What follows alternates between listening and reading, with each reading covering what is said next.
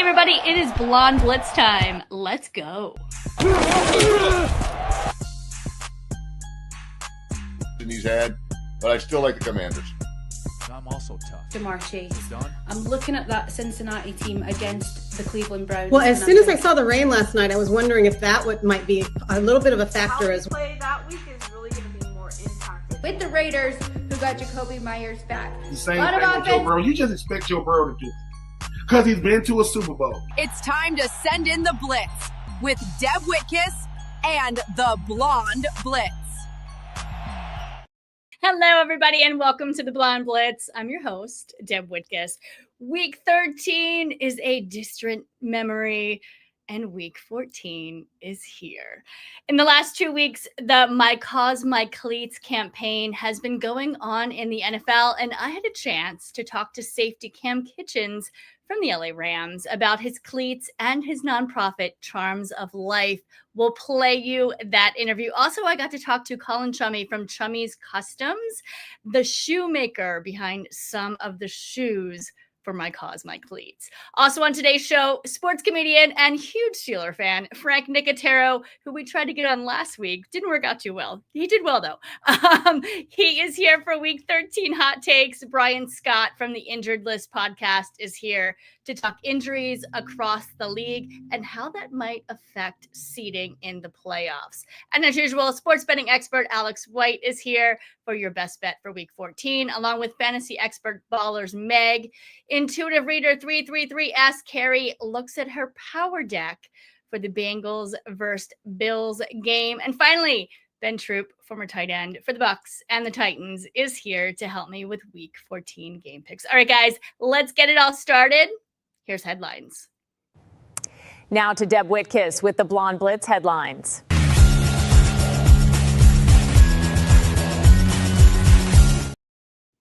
Week 13 continued a season defined by late game drama with 48 game winning scores in the final 2 minutes or overtime already this year, the second most through week 13 in NFL history. Nick Folk drilled a 56-yard game winner to lift the Jets past Atlanta, an exciting moment, marking his 46th career 50-plus yard field goal, fourth most in league history. The Seahawks defense posted a dominant shutout with 5 takeaways and 4 sacks in a 26-0 win over Minnesota, becoming the first defense to hit that combo since 2017. Seattle now has held opponents to 17 points or fewer in the 4 of its last 5 games. This NFC playoff race is really tightening up. In Carolina's 31-28 win over the Rams, Bryce Young recorded his 11th career game-winning drive, the most in NFL since 2023, making him the youngest quarterback ever to hit that mark. Meanwhile, the Cowboys continued to surge behind Dak Prescott, who threw for 300-plus yards again to help Dallas notch its 4th straight victory. Buffalo star Josh Allen continued to rewrite history, passing Cam Newton for the most career rushing touchdowns by a quarterback, while also climbing to 5th most TD passes through a QB's first 8 seasons. All right, guys, let's move on to NFC Players of the Week. You guys know how much I love this one. On the offense, we've got Jordan Love of the Packers, 234 passes, 4 touchdowns, and 0 interceptions, his 4th career player of the week honor.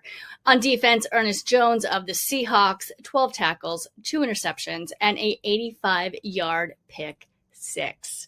On special teams, Riley Dixon of the Buccaneers, 5 punts, 3 inside the 20, including a 59-yard pin to seal the win.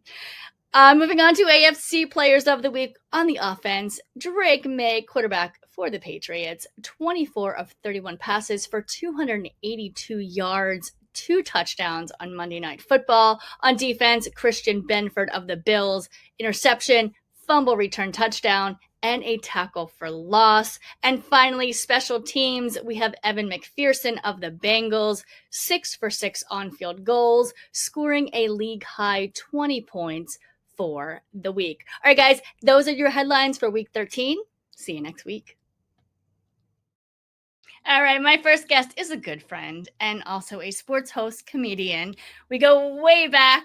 We tried to have him on the show last week. There was no audio. We're doing it again this week. He is here to help me with hot takes. The one, the only, Frank Nicotero. Next caller is Deb Whitcas, who says she has some really hot takes.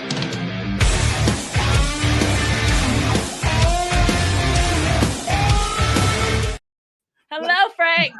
By the way, no radio DJ looks like that guy. That guy right there doing that intro. My dad was a DJ for 40 years. He was a handsome guy.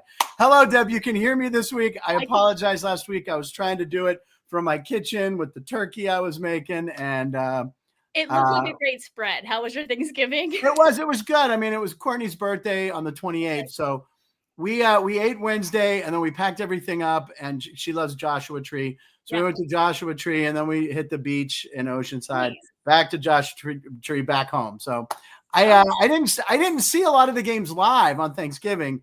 Right. I was checking in a lot, but I watched the highlights obviously because I was curious. But I was not one of 57 million that watched that Dallas KC game, which set a record. They just came out with the ratings. Yeah. Huge game. I didn't watch it, but. Right. I can watch these Cowboys tomorrow because I still can't believe if you would have told me 5 weeks ago, Lions, Dallas, I would have laughed and said, oh, this will be an easy victory. Right now, Dallas looks like the hottest team in the NFL. Yep. They have that offense, and Quentin Williams trade made all the difference. I mean, I hate the Cowboys. It was born as much in as I do. Yeah, being from Pittsburgh, you from Philly, I hate them, but their offense right now. And of course, we gave George Pickens away for a 3rd-round draft pick. I keep waiting for him to implode, but he's not, because I think CeeDee Lamb's keeping him in check. You know, I think in Pittsburgh, there was no one to do that, which you would think our head coach would do, but we know how he's let people run amok. Le'Veon Bell, Antonio Brown, we won't even get into it. But anyway, I did make it home. I planned the trip. We got up early Sunday so I could be back at 1:00 to watch my Steelers play. And the first half was fun, and then the second half was an absolute disaster. Well, you know what? Let's start off with that Steelers-Bills game then. Yes. Do you think this is Mike Tomlin's last season? You know, look, if you're from Pittsburgh or you're a huge Steeler fan, it's been time for 4 or 5 years, I'll be honest. Now, I never wanted to let him go because, of course, everyone's saying, oh, well, another team. Tomlin. Another team will pick him up. Yes, absolutely. But, I mean, look, Andy Reid played his way out of Philly, and look where he settled in KC. And, look, you guys, you're Philly fans, have won a Super Bowl, fired their coach, had another coach, won another Super Bowl. Yep. And now someone on Fox Sports was saying, if Sirianni doesn't make it to the playoffs this year, whatever, he's going to get fired. I'm like, give me a break. They're going to make it to the playoffs. I feel like they have to get it together a little bit. They will. Last week's game was an absolute nightmare, but I think this week's game is going to be a little bit better. Yeah, and look, I do think it's time for Tomlin. I mean, when they're booing Renegade, when they're chanting fire Tomlin, that's the first time they've done that. We did that for Fire Canada, Matt Canada, the offensive coordinator, who was brutal, but. Look, the Steelers, my lifetime, we've had 3 coaches in my whole life. Chuck Noll, Bill Cowher, Mike Tomlin. It's just, he's just archaic with the way he doesn't make adjustments and still thinks running the football is the way to go, not throwing over the middle of the field. Pat Freiermuth got a $48 million contract, and I think he had 11 plays that he played. He was only on 9 pass routes. They're not even using him. And then I see Mark Andrews just a couple hours ago sign a contract for less money. And he's like, borderline Hall of Famer. I mean, he's a legendary Raven who kills the Steelers. So I do think it's time. It has been for a while. I've never been one to say fire him. Who else is out there? I don't know who else is out there. I mean, Ben Johnson, obviously. Yeah, who else is out there? I don't know. I mean, I know you guys were talking last week about Shula. Doug Peterson? I don't know. About who's that?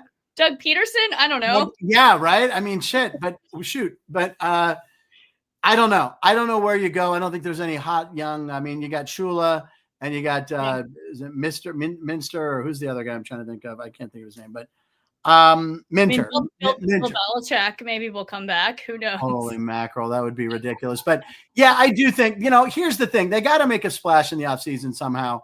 Yeah. The draft is being held in Pittsburgh. Right now we have 12 picks. 12 picks is too many for one draft. You really don't want that many. We have a couple conditional picks with Najee Harris, Russell Wilson, and the guard who left, I can't think of his name, Daniels. But anyway, that's too many picks. So they're going to trade some. They could trade up. Could they trade Mike Tomlin to the Giants for their second? They might be drafting in the top right now. I think their second overall pick, and they could get maybe a Mendoza, or I don't want the kid from Oregon more. I don't know what they're going to do, but they can't have that draft being held in Pittsburgh with Mike Tomlin, the coach, and maybe hearing fire Tomlin during the draft. It's just too many picks to have in one draft, right? Because what if it's not a strong draft and you got all these picks? So I feel like they're going to trade up. They're going to do some maneuvering. I don't know if a franchise quarterback's available in this draft. I don't. And everyone in Pittsburgh's like, Will Howard won the national championship with the Buckeyes. He looks good. He looks like he could be a solid quarterback, but I don't know if he's a franchise guy. Yeah, I mean, is Aaron Rodgers, is he done after this? I think he's going to want to. I mean, with the Steelers at least. When we were 4-1, it was like, let's get him another year. Let Will Howard study under him. I don't know. It's going to be an interesting final run here. We got 5 games left, right? We're both 6-6 with the Ravens, 2 games with them. They make the playoffs and win a game, and they just keep saying, "Oh, they got to make these." It's week 13. I mean, like week 14. What are you guys doing? I mean, I think Rodgers maybe doesn't want to go out if this team collapses. So if it's with the Steelers or not, I don't know. But I don't think there's a franchise quarterback for the Steelers. Sorry to dominate about Steeler talk, but I think Tomlin, I do think it's time. He just doesn't, he looks disinterested on the sideline. I don't see the fire in him that there used to always be. Now, there are some rumors that there's some things that could be going on with his wife, whether she's going through some health issues or they're going through a divorce. Right. I don't want people to address that. Yeah, always tough. Yeah, it's always tough. So who knows? But I think he steps down. I don't think they'll ever fire him. But, Dan Rooney, when he ran the team before he passed away, he was a football fan. Art Rooney II, AR2, who's running the team now, he's a lawyer. He's not a football fan. He didn't grow up eating and breathing football like Dan Rooney did.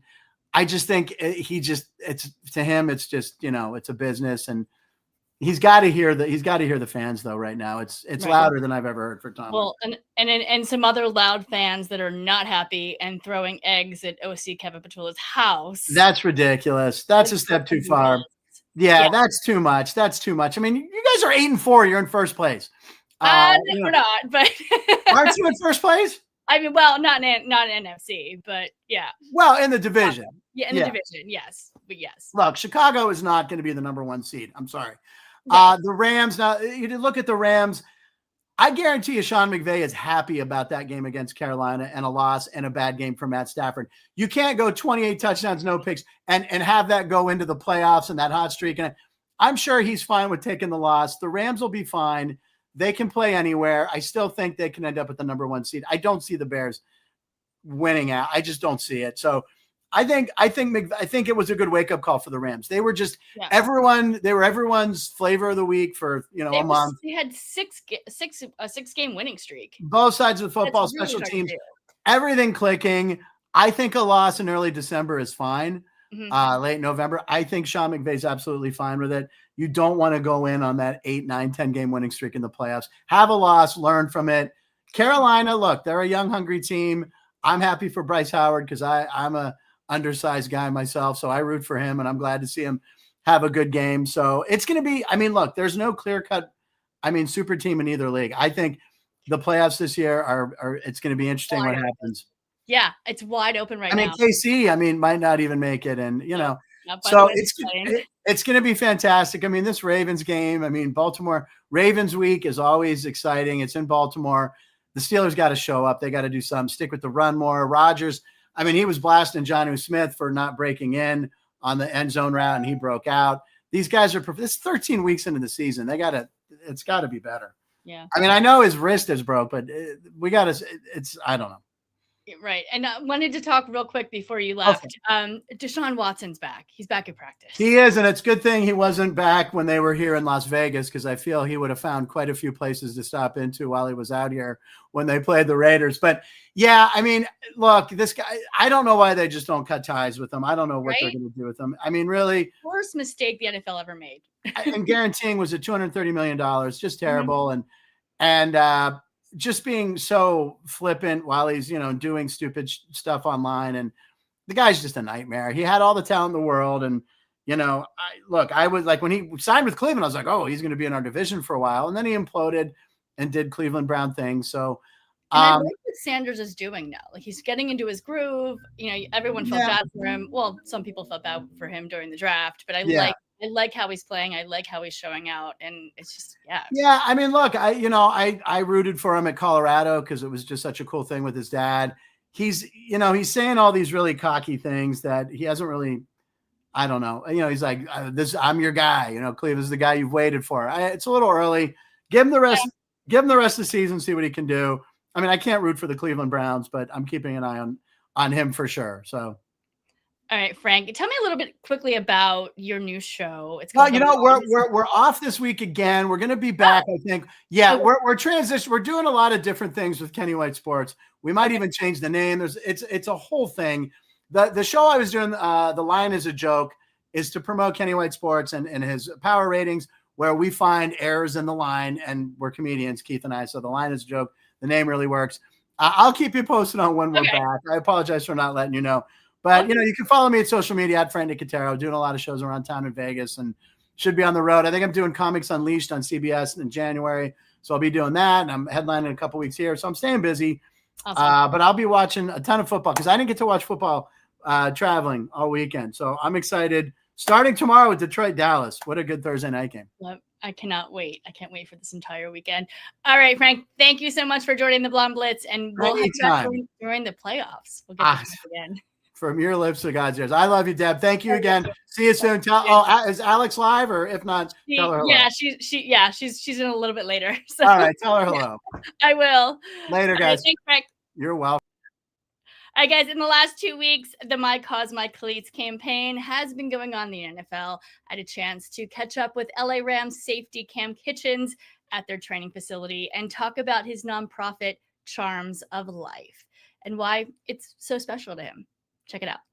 Hey guys, it's Deb Whitcas with High School on SI. It is My Cause, My Cleats here at the NFL, and I have Cam Kitchens with me. He is a safety with the LA Rams, and his cause is very important to him because it's his and was also spearheaded by his grandmother, Carol. Tell me a little bit about your cause. Charms of Life, I think the biggest thing is really just helping the youth. With my grandmother is everything, from top to bottom. And tell me a little bit about the cause, the nonprofit. What do you do for the youth? The biggest thing, I guess, holidays mostly, the Thanksgivings, the Christmas, the back to school, stuff like that. So now it's been a little difficult because my family's in Miami and I'm in LA. Back to school, I usually pick out 3 families and I go shopping with them, make sure they get their shoes, and it just be great because you kind of see how their upbringing, and you always give them kind of motivation that you can't always give to when it's a bigger crowd. And then something I used to do back in college was for Christmas, I used to go back to my elementary school for pre-K and kindergarten, and we used to give them toys, and talk to them and stuff like that,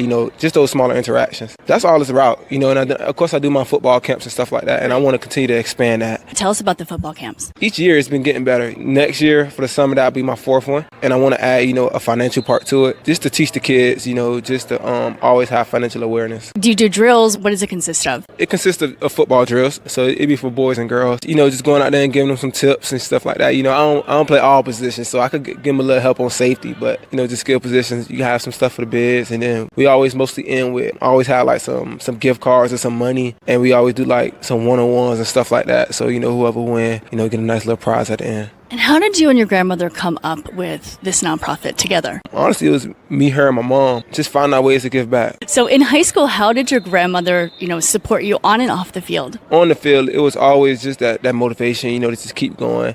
And the crazy part is, hers was motivation, not the football. Because with her, it was football is one thing, but, just helping out in school is another part. So off the field, we always used to go feed the homeless. Anytime she's seeing homeless people on the side of the road, she used to always have like goodie baskets in her trunk. So it was always something that was in the front of my mind anytime I could help anyone. And let's talk a little bit about your high school football career. I know you were a 4-star recruit to Miami, correct? Yeah. So tell me a little bit about, high school. High school was great. I went to one of the more known high schools in Miami, Miami Northwestern. I think playing in Miami is like no other. The competitive nature we have down there, and I think that's what prepared me, to play in college and to play in the NFL. Teddy Bridgewater also went to your high school. Do you know him? Yeah. Anytime he had a break, he'd come talk to us, kind of mentor us. Let's get back to My Claws, My Cleats. What do your cleats look like? I kind of let the guy just kind of freestyle. A great concept he did, so I was real happy with the results. What did he do? He made one cleat. It was kind of shades of blue, white, and then yellow, and then the other cleat was yellow, blue, and white. And how special is it with this cause, have something that's so close to your heart? It means a lot. Put it on display and for the world to see. All right, guys, have you ever thought about how My Claws, My Cleat shoes are actually made? Well, my next guest, Colin Chummy from Chummy's Customs, is here to tell you. I'm still waiting for my invite as a special guest on the Blonde Blitz. My agent is waiting for your call, Deb.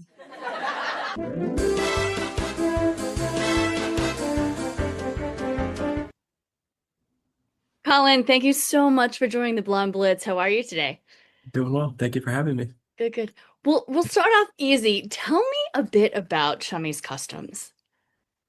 So my name is Colin Chumsky, founder of Chummy's Customs. I started this company while I was in school for architecture at Kent State about 2020.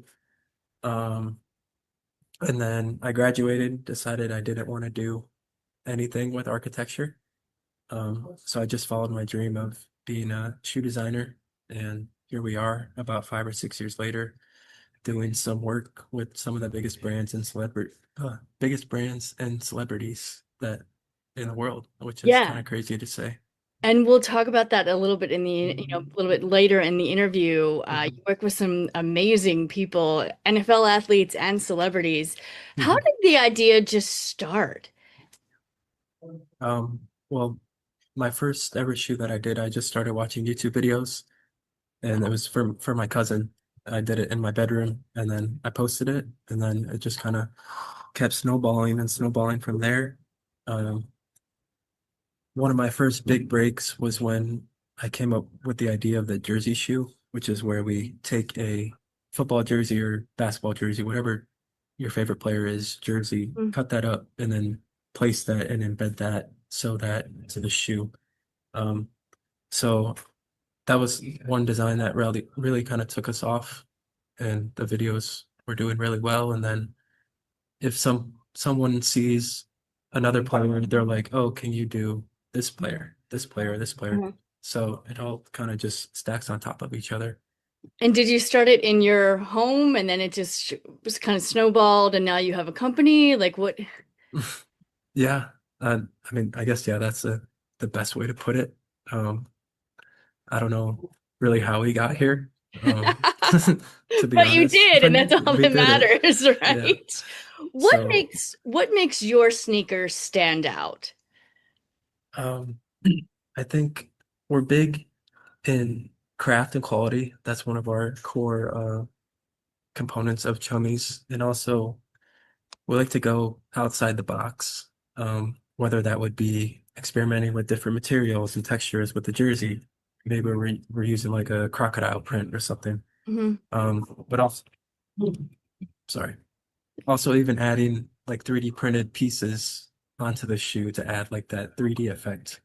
So really just thinking outside the box and then executing it too.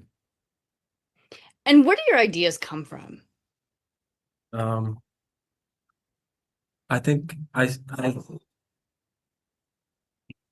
doom scroll a lot on Instagram and TikTok and then Google. So that's the first thing I do when I come up with a theme is I go on Google and I see what has been done before.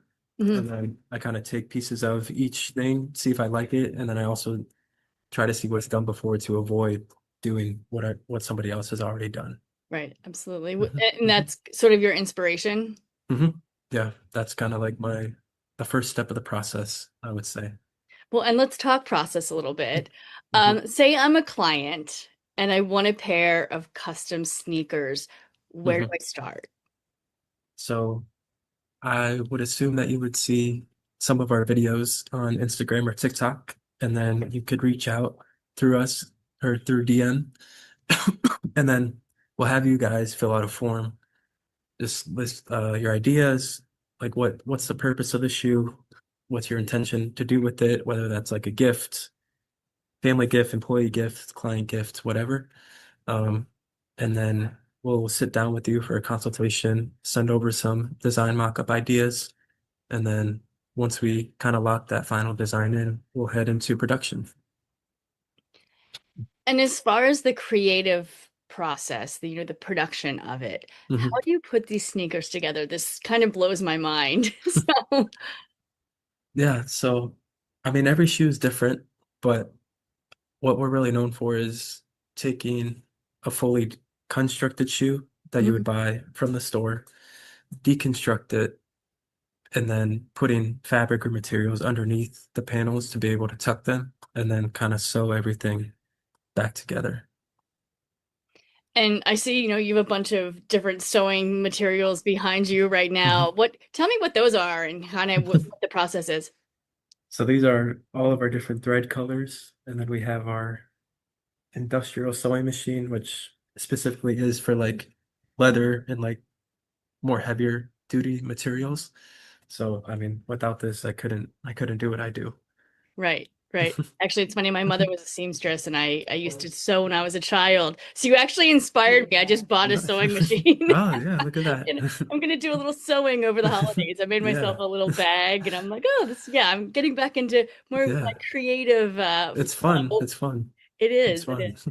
What's the craziest sneaker or shoe that you have made? Tell me about it. I don't have it here with me. So it was actually, I haven't seen a lot of Halloween movies, but I know at least in the custom shoe world, the Halloween themed shoes are like really big around that time. So this past year we made a custom Pennywise shoe where we cut up like the mask. Like we actually like bought a Pennywise costume, cut it up, put it on the shoe, added some orange fur, and then like some 3D printed stuff. That was probably the craziest shoe. Okay. I posted it. The video has like 2 million views or something like that, but probably 90% of them are hate comments, which is fine. Well, I have to say that's one of the scariest movies I've ever seen in my life. I still have nightmares from my childhood from that movie. So that's what. How about as far as the sports? I know you've worked a little bit with the NFL. I actually interviewed Cam Kitchens. He's a safety for the LA Rams. I know that you personally didn't design his My Cause My Cleats for this season, but I know you've worked in other seasons for My Cause My Cleats. Who did you work with, and what were their designs? So last year we worked with the tight end for the Saints, Juwan Johnson. He was representing the Second Harvest Food Foundation, and their colors were orange and green, so the cleats were very bright on the field. Just recently we worked with Aiden Hutchinson's foundation, House of Hutch, where they help kids in need, and we designed a Aiden Hutchinson jersey shoe for their monthly giveaway winner. Awesome. And then also you worked with Brandon Graham too, right? Yeah. Let's talk a little bit about his foundation as well. Yeah, so that was we did we worked with the Eagles and the Eagles Autism Foundation. They sent us a game used football and a game worn Brandon Graham jersey. Number 55, baby. Yeah, number 55. Which was cool. It was actually the Salute to Service jersey. So it had the camo captain's patch, which was pretty cool. So they did that. They gave it to us to cut up into five or six pairs of shoes to be cut up and auctioned off for charity. And one was actually gifted to Brandon, which was really cool. And then the reaction video was even better because I think you could tell he teared up a little bit, which is always special. Well, and you know what? Let's watch that now. Now these, there's no other pair like these in the world. Not one pair in the entire world. Open these shoes up. Okay.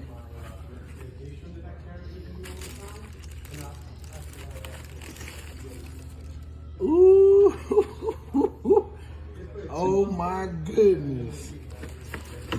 So, that is one of your game-used jerseys from this past season. And there's a guy that we met, Colin, who takes jerseys and he deconstructs them and makes them into Nikes. And so He's never done it with a game-worn jersey before. So I worked with Greg. We got your salute to service jersey from last year, one of the ones you wore. Sent it down to him, and he made them into a pair of shoes. Man, that dude is nice. So we made a couple pairs. All right. That's awesome. That was an awesome video. I love Brennan. I've known Brennan's family for years, and he's such an amazing human, first of all, and also an amazing football player, obviously, too. Yeah, I saw he just came out of retirement too, Yes. which is pretty cool. He's back on the field. Yeah. Longest tenured Eagles player. Also, I know you also work with celebrities. Justin Timberlake, also, on that list there. What did you do for Justin? So it was last year, right after the Boston Celtics won the 2024 NBA Finals, and Justin was going on his world tour. And so the TD Garden wanted to gift him a pair of shoes. So we came up with the Boston Celtics championship theme jersey shoe, and they gifted them to him before his show. But it was cool because, one, he posted it on his story, which is always really cool to see. Yeah. But I guess just about the shoe, it had like little like gold elements, like the lace clip was gold, and then over the tongue it had like the championship banner. So just adding those little extra details to make it extra special. And talking about being extra special, I know Chummy's Customs, you really care about doing charity work, and a lot of, you did My Claws, My Cleats, you mentioned this, service of the NFL. How important and why do you do what you do? Our biggest saying at Chummies is we're more than a shoe company, and everything that we do is more than a shoe, because we believe the shoe, it's not just the shoe, like there's a whole story behind what is on the shoe, the design of the shoe, and they're also just, I think that's it. Right. Yeah, no, it's so important to give back, and I love your company because of that, and I appreciate that you give back, with every shoe that is purchased. And a lot of companies don't do that, so we applaud you for that. Thank you. So what's coming up? Well, a lot of big things. So depending when this is going to be released or not, it's Art Basel week here in Miami. So at the end of this week, we're working on a pair for Dwayne Wade. We're going to be gifting them to him at his golf tournament, and also 3 of his other teammates from the 2006 NBA Finals team. Yeah. So it's kind of like their anniversary. It's their 20-year anniversary from that championship team. So that'll be really cool to be able to gift those to him and the other players. And also the championship trophy will be in attendance, so be able to get some photos by the trophy too with the shoes. So really looking forward to that. Amazing. And they just reach out to you, right? Sometimes it all varies. This one specifically, we knew someone that was running the tournament, so we got connected that way. Got it. All right, Colin, thank you so much. Where can our audience find you if they want a pair of custom shoes? You can follow us on Instagram and TikTok at _chummies, _CHUMMYS. And you can find us also at chummiescustoms.com.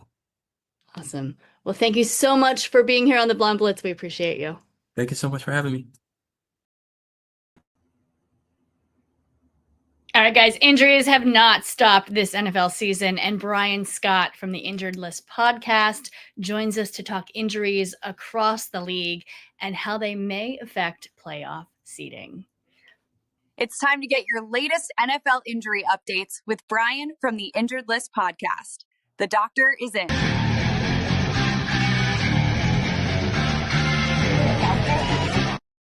Hello, Brian. What's up, Deb? How you doing? Good. How are you? I'm good. I'm hanging in there as we're getting toward the end of the road here soon enough before you know it. Coming up, I mean, it still have a lot of football left. Let's be honest. We do. But it's happening so fast. It just feels like it's coming so fast. Yes. And also the injuries have not stopped all season. I think this is the worst season I've ever seen when it comes to injuries. It's definitely up there. I think the thing about this year is it's just been a steady pressure, like steady injuries. It hasn't been relented at all. It's been right from the get go, even dating back into preseason. Significant injuries to some significant key players throughout the league, various positions. It's been a crazy year in that regard. As far as the injuries themselves go, it's kind of all across the board. We've seen a bunch of turf toe injuries this year for some reason. We've seen some Brock major. Purdy's finally back. That was I know, right? weeks. So you got Brock and Several Joe Burrow, weeks. and Yes. Joe Burrow's back, which is crazy. I was one of the ones that said I don't think he's coming back at all this year, and lo and behold, here he is. Started his first game this past weekend and looked pretty good. He did. Both of them weren't supposed to be out so long, right? Or Brock Purdy originally. Yeah, well, Brock Purdy initially, when they reported his injury, they called it a turf toe variant, which it's kind of that's not a real thing in my opinion, in my medical opinion. You either have a turf toe or you don't, and I've said that all along. And Joe Burrow had a turf toe. Now, what's crazy about him is he actually had what we thought was season-ending surgery, which would make sense because that's not a minor procedure as far as the importance of it goes. And most guys will take 3 to 4 months usually before they're able to do any type of running, sprinting, pivoting, cutting, changing directions, do any type of athletic stuff or movement on that toe. Oh, yes. So the fact that he made it back so quickly was actually mind-blowing, not just for me, for a lot of healthcare professionals I spoke to about it. So that's pretty amazing stuff.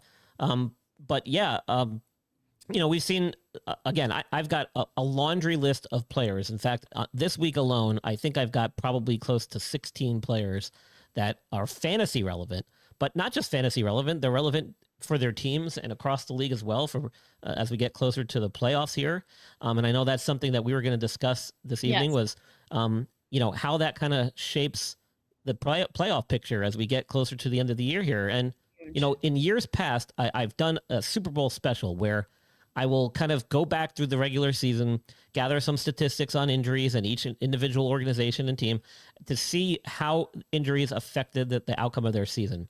And it's been now about 5 years I've done something like that. Over the last 3 years, I've kind of honed it in a little bit more. And every year, the two teams that end up in the Super Bowl are usually within the top 5 of the teams that are least affected by injuries throughout the regular season. And so far, that is how it's shaping up again this year. So it would not surprise me if the teams that are low on the injury totem pole, as far as time lost to injuries, players lost to injuries, severity of the injuries, time spent on IR, it would not surprise me if those are the teams we see playing for the NFL championship this year. And when you look at the teams this year with the fewest injuries, right now leading the way are the New England Patriots and the Los Angeles Rams. There we go. Wouldn't you know, they're both having very good years. Absolutely. The Rams so have had a few injuries. They have, but nothing. They started out with Stafford's back, which but again, nothing compared to some of the other teams like the Dolphins, the Commanders, the Cardinals, the Bengals. Those are the top 4. San Francisco has been. San Francisco did. You know what's crazy is San Francisco didn't even make the top 4. They're like right outside that top 4 for the worst affected by injuries. Which is kind of crazy because they've lost some key players. But as far as overall injuries and overall time lost of injuries and players, the Dolphins, Commanders, Cardinals, and Bengals are the top 4 spots. So, and this is a strong correlation here when it comes to who we expect to see go far into playoffs and who does not. So you can expect the teams that I mentioned, the Patriots and the Rams, are probably going to be 2 of the favorites to kind of make it to the big game at the end of the season. Do you think that's who it's going to be? I think it's between I think it's going to be Rams. And then I also debating between the Patriots and the Broncos. I'm going Broncos. So the only reason I agree with you on that front, that it's not going to be the Patriots is because Mac Jones, I'm sorry, not Mac Jones. I'm dating myself.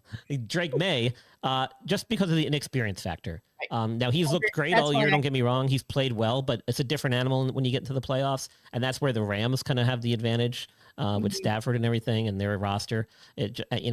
Plus the Patriots, they've played well. They've built their team this year and a lot of free agent pickups. I'm not sure how that is going to kind of mesh when you get to playoff time. Things just kind of change with how things go in the playoffs. And so slate with the playoffs when they start. That's right. So that could just change the whole dynamic there. With all those new players on the roster, we'll have to see. But so far, it's worked and it's worked great, and they're having a successful season. But just to highlight also some of the notable players that we've lost this year, and either for the season or with significant time spent on the bench. We mentioned Joe Burrow. He had the devastating injury to Tyreek Hill, which was horrible to watch. And unfortunately, that's a serious injury. We don't ever like to see that happen, even though it creates good stories and news for us. We don't like seeing that happen on the field because we've been there. We know how that goes, and it's never good. You've had Mike Evans, who actually is going to be coming back. He just got released on his 21-day window. Buccaneers might opened it up. make a run for it here. Right? So now the Bucs are all of a sudden getting guys back, and they're starting to look good. They just had, their running back and their wide receiver came back, Bucky Irving and Chris Godwin. I mean, so they're starting to kind of get healthy again at just the right time, as is San Francisco. San Francisco seems to do this every year. Well, they'll have like major key players get injured early on in the season, and then slowly but surely as they start kind of trickling back onto the field just in time for the playoffs. And this year they've been able to hold on and play really well despite all those injuries. So they could be up there, as far as teams to look out for heading into the playoffs as well. But then you got other guys like Kyler Murray, who missed a bunch of time, Malik Neighbors getting knocked out for the year, Cam Scatabo getting knocked out for the year with 2 bad injuries. Garrett Wilson has missed a ton of time. He's probably not going to come back before the end of this year. You lost Travis Hunter for the season with a season-ending knee injury. You lost Sam Laporta for the rest of the season, possibly not even coming back for the playoffs after he had back surgery. So it's been a lot of big names, and it's going to trickle into the playoffs. Obviously. Yeah. So it's just been crazy. I've been so busy this year. It's been a very regular schedule, but I was telling you earlier, I think we were chatting a little bit.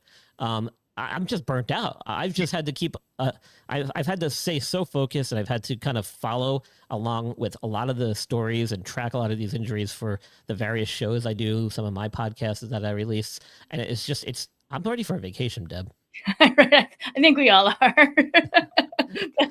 but we can never watch too much football, right? Correct. I didn't say I wasn't going to watch. I'm just going to not be watching from home. Right. We're talking about injuries. That's right. All right, Brian, thank you so much for coming on the Blonde Blitz. Where can our audience find you? Yeah, so I'm most active on X at Injured List Pod. That's where I usually do a lot of my updates. And then, of course, I've got my own website, theinjuredlist.com, and I work with that sports podcast network doing a bunch of shows for the guys over there, as well as with you, Deb, which has been a pleasure of ours and mine in particular. So I try to release a lot of like posts and stuff on X, and every week I've been doing an injury, early week injury preview, weekend recap. And I just released one today, this morning, kind of goes into some detail about some of the players I mentioned earlier. So if you guys want to get a little bit of a head start on the injury front, you can listen to that. I try to release it on Tuesday. This week I got a little bit behind. It came out on Wednesday. Oh, good. Guys, you have to check that out for all your fantasy and sports betting needs, which we are doing next. All right, Brian, thank you so much. We'll see you during the playoffs. All right, take care. All right, let's get into the Week 14 game, shall we? Please welcome third-generation sports betting expert Alex White, who gives you your best bet for Week 14. It's time to get some NFL betting advice from Alex White and the Blonde Blitz. Win big so I can rob you later.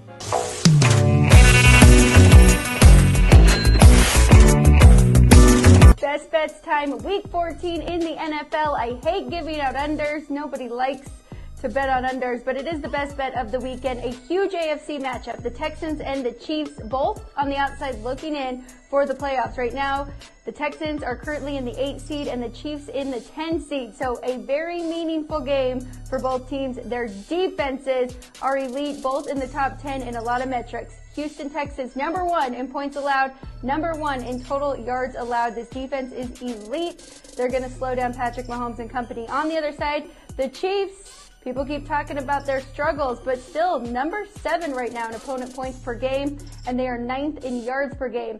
Goes up a little bit in yards per play. They're 23rd, but I don't think the Houston Texans offense is going to be able to capitalize. Right now, they're 22nd in yards per play at 5.1, and they are 21st in total points per game. Defensive battle, it's going to feel like a playoff game already. We're going under 42. The Texans have a nice little trend to support that. No total has been set higher than 45 on the year for the Houston Texans, and they are still 9-3 to the under. The Chiefs 8-4.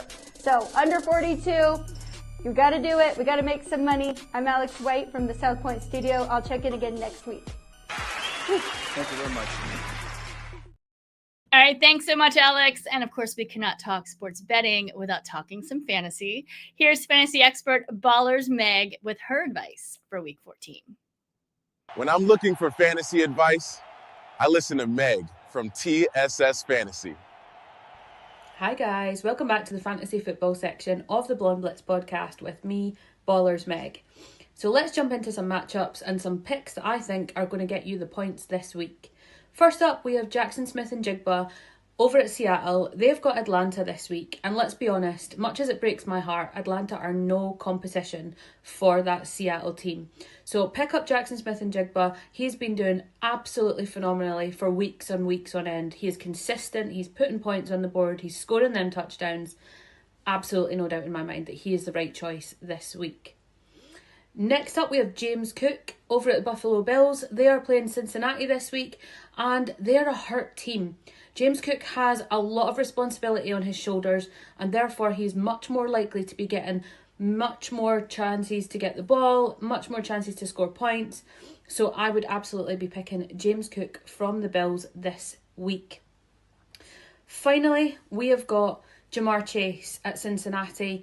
Again, another choice from that same matchup, but I equally think that the Bengals really need someone who's going to be running that ball, putting the points up, and ultimately getting you those fantasy football points this week. So, if you would like more hints, tips, tricks and advice, follow me from TSS Fantasy on a Friday evening for the Meg Zone and on Sunday with Wake Up with Football with TSS Fantasy. You can also check out my socials at ballers_meg across all the platforms that you consume content from. And I will see you next week for Week 15 picks for the Blonde Blitz. Hello there. All right, thank you so much, Meg. Next, we have Intuitive Reader 333 Ask Carrie. She's going to use her Power Deck cards to predict the Bengals versus Bills game this week. Carrie, what's going on? Let's see what the Power Deck cards say about these NFL team futures.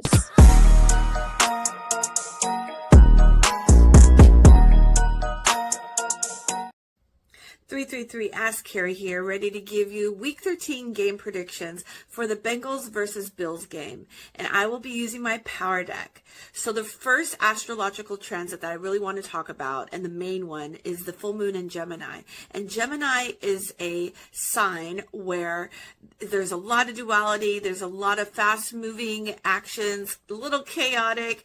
Probably people are saying things that they can't believe that they're saying. So extra communication style, and also exposure. So things that you have not known about are coming to light. And so that may be happening again during this full moon. We also have the Venus in Scorpio still, and very deep, very passionate. So fans play into this particular game that we're going to be talking about. So home team definitely has the advantage, and that would be the Bills. So let's segue into them. And we have a very mutable team. And what I mean by that is Josh Allen is a Gemini, Stephon Diggs is Sagittarius. They will have a very hot game this particular weekend. And Josh Allen will have a good game, very much so on his toes. And again, these are going to be big passing games. Even if the teams are not normally huge passers, it's definitely going to have an effect, which does help the Bengals. So who do the Bengals represent? Well, we have Joe Burrow, who is a Sag, and then we have Jamar Chase, who's a Pisces, and they are also both mutable. So very much so the Gemini full moon affects Gemini, Sagittarius, Pisces, and also Virgo. So watch out for those if you ever want to analyze other teams. But the chemistry is just like really on point, especially with the Bills, I feel. It does help that Josh Allen is a Gemini. So that's going to have some really game-breaking type of plays. And yeah, I really feel like there's going to be some good plays for the Bengals. I think they're going to show up, but there's something that happens like in the third or fourth quarter that kind of slows them down, and that might be that Scorpionic Venus energy. So the cards that I get for the Bengals, we have the King of Pentacles. So Earth sign energy, and I just feel like they come from, a time where they're finally getting their foot on the ground. But they have the Five of Spades, which is kind of a very argumentative, kind of like they're a little bit in their clouds about how to go about moving forward in the game. And then they have the Four of Hearts as the outcome, which is kind of like a lackluster type of a feeling. So what does that mean for the Bills? We have the Ace of Hearts for the Bills. So, their fans, again, are playing a huge point into this. It's very emotional for them to be home on home turf.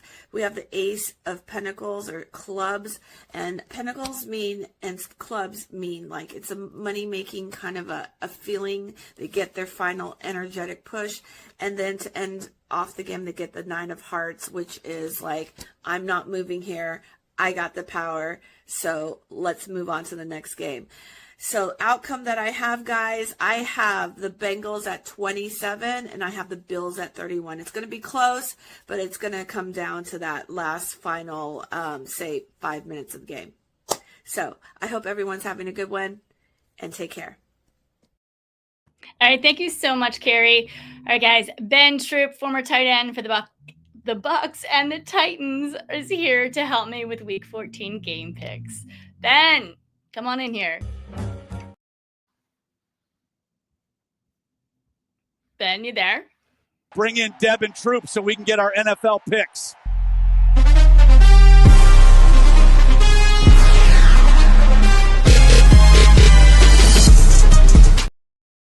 Hello, Ben.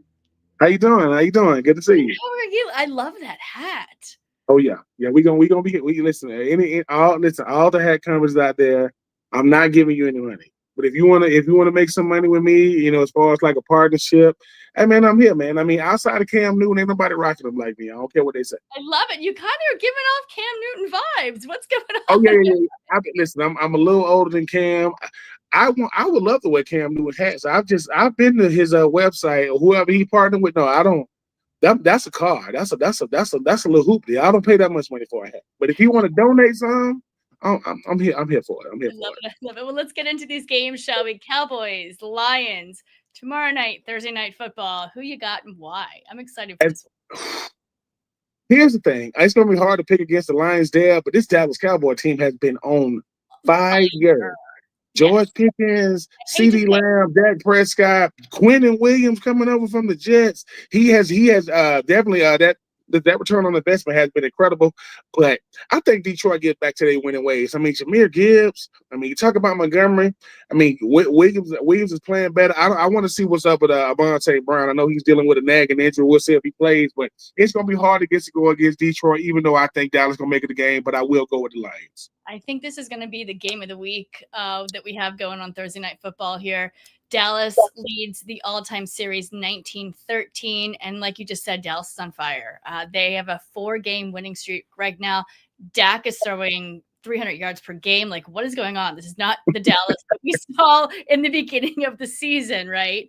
But on the other side, we do have Jared Goff and Aiden Hutchinson. And need I say more, right? The Lions are 3-point favorites. I'm going to go Lions as well, but this is going to be a close game, and Cowboys are not going to let it go easily at all. So next one, we got Rams versus Cardinals Sunday at 4:25 p.m. Who you got and why?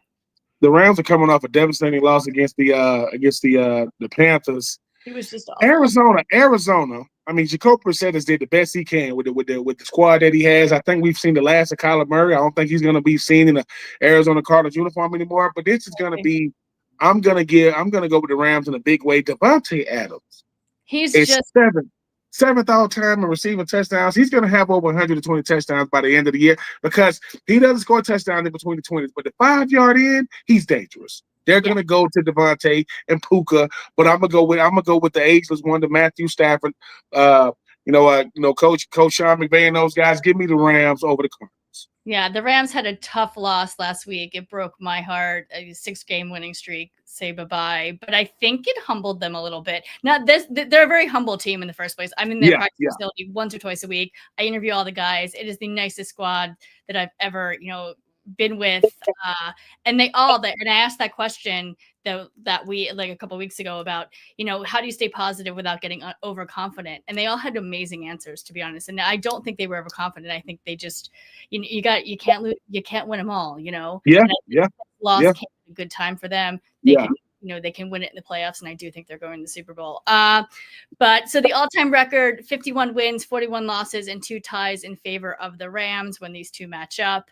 I don't think Matthew Stafford can have another bad game. I mean, those he's not allowed to have 2 bad ones in a row. He'll get back to being Matthew Stafford. Right? And Puka will continue to have one-handed catches, let's be honest. Yeah. Beautiful. And same with Devontae Adams. To watch him on the field is just breathtaking. The Rams are favored by 8.5. I actually think it should be higher than that. I think it should be around 12. I'm going Rams as well. So, all right, let's go Bears versus Packers. Who thought we'd be talking about the Bears this late in the season? They are the number 1 team in the NFC right now. That game is being played Sunday at 4:25 p.m. Who you got and why? The Bears are the best team in the NFC. They just came off a dominating win against the Eagles. They still running the football. Caleb Williams, Ben Johnson experiment seems to be working. The last time they played the Packers, it wasn't a good showing by the Bears. I think the Bears get some get back. Like Jordan Love and company, love what they're doing. Micah Parsons, I mean, the only player in NFL history to have over 12 sacks in 5 seasons. So that trade is working out. But this Bears team is different. They're doing it with defense. They're doing it with the run game. They're doing it with the Doomsday. They're doing it with Loveland. Oh, and they're also doing it with the quarterback, Caleb Williams. Chauncey Gardner-Johnson, former Florida Gator, now over there with the Chicago Bears. Wherever he goes, they win. Wherever he goes, they win. Give me this. You talked about the Lions and Dallas being the game of the week. I mean, this might be the game of the week there. We talked about Chicago and Green Bay. Green Bay has owned this series, by the way. They have, but let me say it. Brett Favre and Aaron Rodgers have owned it. Jordan Love is still new to the series, but I'm going to go with Caleb Williams, year 2, Ben Johnson, to get a big dub against Green Bay. Really? All right. I'm gonna go opposite of you. I'm gonna go Green Bay. They lead, and Green Bay leads all-time series against the Bears. 108 wins, 96 losses, and 6 ties. They have met 210 times. 210 times. It is the oldest rivalry in the NFL. They first met November 27th of 1921. We have been disliking each other for a very, very, very long time. Bears, like we said, they're number 1 in the NFC right now. Packers are 6.5 favorites over the Bears. I think it's tough. I'm going to go Packers on this one. Well, we will see. We will see. All right. Love me some love. All right, last one. We got Eagles versus Chargers. I will be at this game, Monday Night Football. Who you got and why? Listen, I know the commissioner somewhere is listening, Jason. So I know he's somewhere listening. He is not allowed to go against the Eagles. I don't know what's going on with the Eagles right now. Saquon Barkley has not looked like himself. Jalen Hurts and company. Him and Devonta Smith. I know that A.J. Brown got back to his scoring ways last week. This defensive line for the Eagles just got embarrassed. Jordan Davis and Jalen Carter and company. Yeah. You know, the Chargers are going to run the football. They're going to run the football. He's a running coach. I'm going to go with the Chargers for this reason. I think the Chargers need this win more than the Eagles do because the Eagles are usual suspects. We know they're going to make the playoffs. They're probably going to win the NFC East to get back into the playoffs. I don't know if they're going to have the number 1 seed. Chicago got the number 1 seed right now. But I think for the Chargers to be respected as a team that can beat good teams, we know they're good, but can you beat a good team? I'm going to go with the Chargers. I don't know what uniform combination they're going to have. They've had some real nice. I don't want to see that all yellow, though. That all yellow with the yellow. Just turn it down. Like yellow, listen, yellow helmet, yellow jersey, yellow tight. turn it down. I mean, don't try to rob nobody with all that on. They don't even tone it down. But I think Justin Herbert and company wants to still establish themselves as one of the best teams in the league. You got to beat a team like the Eagles, regardless of what the Eagles didn't do last week. They're going to bring their best effort. But I'm going to go with Justin Herbert and company. And congratulations again to a Keenan Allen, #1 all time, and catches for the Chargers. You know, it's outdueling Antonio Gates' former teammate. So shout out to him. But I'm going to go with the Chargers. Okay. All right. Well, I can't go against the Eagles. Come on. Like, I just cannot do it, especially with me going to the game. Chargers lead the Eagles in all-time 8 wins to the Eagles 5 wins. The two teams have played a total of 13 games, which is funny because I've been to 3 of those. Mm-hmm. Like, that's a lot. Okay. Don't you think? I don't know. Out of 13, yeah. I've seen 3 of them. I mean, look, you listen, Deb, we saw your vlogs when you was at the Super Bowl last year. We was like, I mean, they got people can't get in. It was like, no, Deb, no, not you. Y'all ain't on the list, Deb. Come on.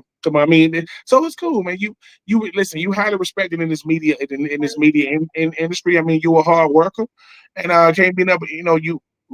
The Blonde Blitz is a respected entity, and hey, I mean, you do your due diligence. You know, when people get to talk about journalism and really trying to get these stories, you understand it's a fine line. When you're talking to these players, when they start hitting you with that off the record stuff, they will hit you with an off the record statement in a second.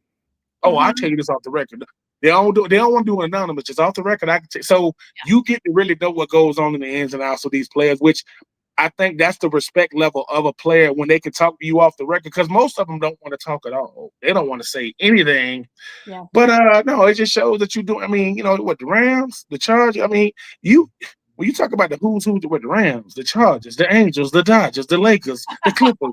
I mean, all the sports. Come on, man. Exactly. All right. Well, I thank you so much for that, Ben. I appreciate that so much. Getting back to this game, 3 of the last 4 matchups have been decided by 3 points or less for both of these teams. So this is going to be a tough one. I feel like the Chargers have been on and off lately, though. Yeah. Herbert does have a broken left hand. He just had surgery. There is no report whether or not we don't know if he's going to play on Monday. He's trying. He wants to. It's really day by day. But Trey Lance is also his backup. Great quarterback. Just beat out Taylor Heineke, during camp. He looked great out there as well. So we'll see. I don't think it's really going to make a difference who the quarterback is, to be honest, with the Eagles. Yeah. So the Eagles are 3-point favorites. We'll see. I'm going to go Eagles. So listen, you could never go wrong picking the Eagles. Let's just say that. If you went Eagles all year. Last week I went terribly wrong. Yeah, no one saw no one saw that, including the Eagles. No one saw that type of run game. But Chargers got a good run game. They don't got Chicago's, but they will try to run the ball at the Eagles with what they saw on tape against the Bears. We'll see what happens. Yeah. All right, Ben. Thank you so much. Your show, No Winnings in the Fall, is coming up next. Everyone, stay with the shows. All right, guys. Today is sponsored by Wish LBI and Underdog Fantasy. Go to Underdog Fantasy and use promo code BLONDE, and we'll double your deposit up to $100. If you like tonight's show, please subscribe, and you can follow us on all socials at The Blonde Blitz. Ben, thank you again for being here as always. Football forever. See you next week, and go Birds.